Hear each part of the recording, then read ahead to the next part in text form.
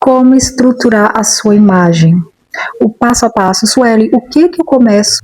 Qual parte? Maquiagem, roupa, para poder alinhar tudo com o meu posicionamento que eu preciso. Não tem uma regra, mas desde que você coloque uma maquiagem que tenha coerência também com a sua roupa.